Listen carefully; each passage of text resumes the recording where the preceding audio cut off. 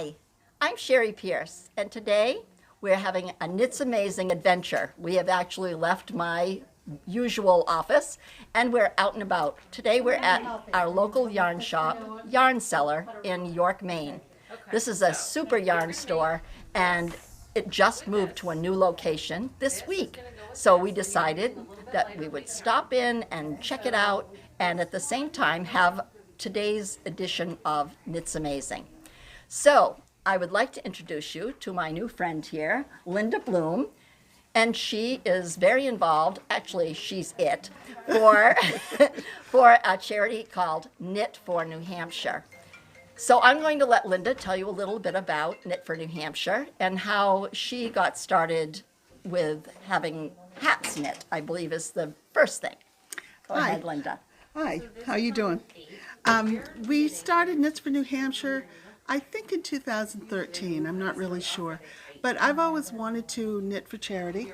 I used to do preemie hats, I've done mittens, and had a hard time finding places to send them. I found I was sending a lot of things out of state and away, and I wanted to do more for the state of New Hampshire. Right. So I started a charity called Knits for New Hampshire, and we try to find places for hats and mittens and scarves and things to go for the homeless or underprivileged. Great. Currently, we're working with the Gather Food Pantry in Portsmouth. They cover all of Stratford and Rockingham counties in New Hampshire. So anybody could do that. You could go to one of your local food pantries, find out if they're affiliated with any other ones, and maybe you can get one started in your area. That's right.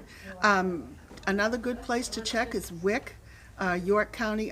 York County is where we send our items, but any state has a county community action program, and they often do things for kids, infants, and adults as well.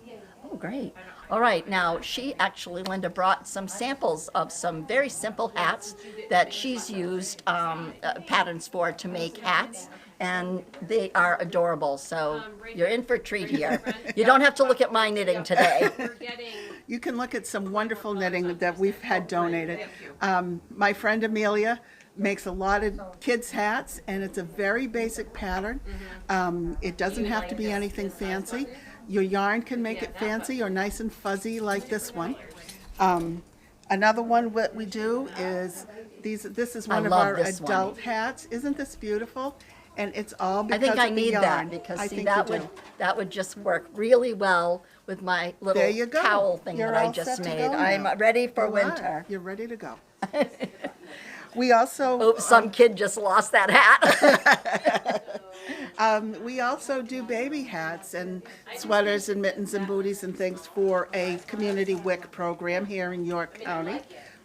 That's in Maine, by the way, That's so she's crossing the border. We do cross the border. We have a tendency to be very neighborly. And this local yarn shop that we're in is in York, Maine. Mm-hmm. I should have made that well known. I am from New Hampshire, but I'm a native Mainer, so I love Maine. We're very friendly here in the border states. This is another one if you want to use up some of your yarn. This is some of the Joann's fabric type style super bulky hat, and we take everything. And anything that'll keep people warm is what you're striving for. She makes one or two of these in a night easily. I make one, watching TV.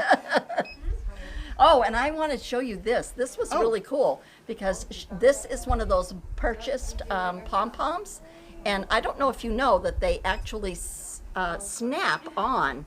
So she just sews the little snap onto the top of the hat, and then you can just pop that right on and off so that you can wash the hat and not lose the pom-pom. So I thought that was worth showing you, and I think this is such a cool little hat that any kid would just love to wear. Any kid could wear, and these are available on Amazon or in a lot of other places, and it saves you from making a pom-pom. But I understand from the food pantry that boys and girls like pom-poms, so we're trying to strive for more pom-poms. Right. Now, also, she has been knitting hats and accepts donations of knitted and crocheted hats for Pease Greeters. Now, we have an Air Force base, or some kind of base. It's called Pease.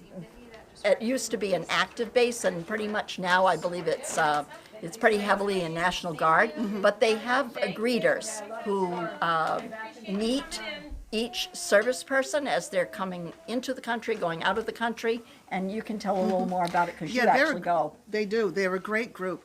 They meet every flight, no matter if it's 2 o'clock in the morning or 11 Wow. o'clock at night or 8, 10 o'clock in the morning.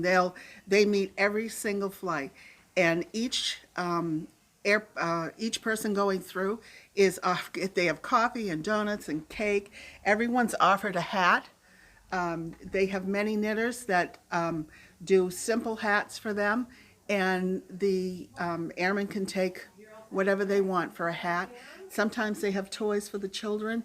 They have a lot of things, and it's a great, great group to support. So we support them by making hats, and they've told us they can use as many as 2,000 hats a month. A month? A month. A month. Now, I believe you all need to get out and get those knitting needles Get 'em rocking going. and rolling, because this charity could really use your help.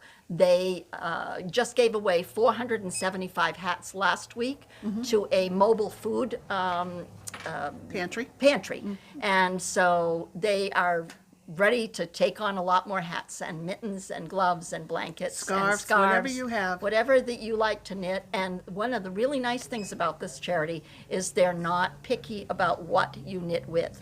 There are so many charities that have reasons, and they only accept wool or only accept acrylic, and you have to keep all the rules straight.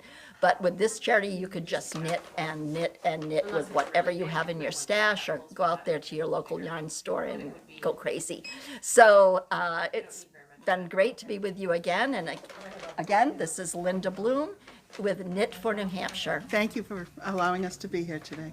Well, we're so glad that you came and told us.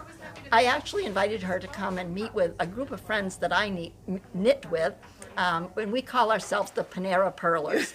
We're usually at a Panera Bread knitting. And today we decided to just really be adventurous. And we went out to a local yarn shop and got permission first, of course, to be here on week 1 of the new yarn seller location. Thank you, and we'll see you again. Bye.